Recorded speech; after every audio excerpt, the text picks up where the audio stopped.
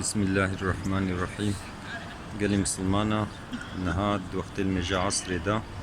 أم الباء كعبينة اشتا حجرة إسماعيل عليه السلام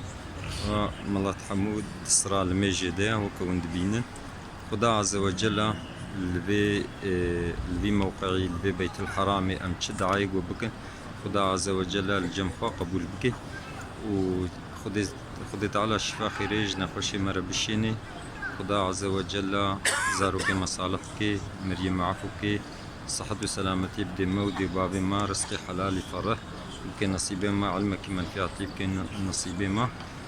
تشقى إنسانك يقول احتياجي هنا خدت على احتياجي بيك بيني وتشقى جاميري قو هي بيد عجمة كنا ربي عالمي داعي واجي قبول بك إن شاء الله تعالى خدا عز وجل الدنيا يدجي قنجيب ديما داخرتي يدجي قنجيب ديما مجازة بيقر محافظة بك ربنا آتنا في الدنيا حسنة وفي الآخرة حسنة وقنا عذاب النار ربنا هب لنا من أزواجنا وذرياتنا قرة أعين واجعلنا للمتقين إماما رب اجعلني مقيم الصلاة ومن ذريتي ربنا وتقبل دعاء ربنا اغفر لي ولوالدي وللمؤمنين يوم يقوم الحساب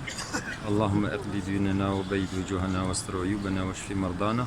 اللهم احفظ أهلنا وأموالنا وبلادنا من جميع الآفات والأمراض والبلايا ربنا آتنا في الدنيا حسنة وفي الآخرة حسنة وقنا عذاب النار آمين والحمد لله رب العالمين.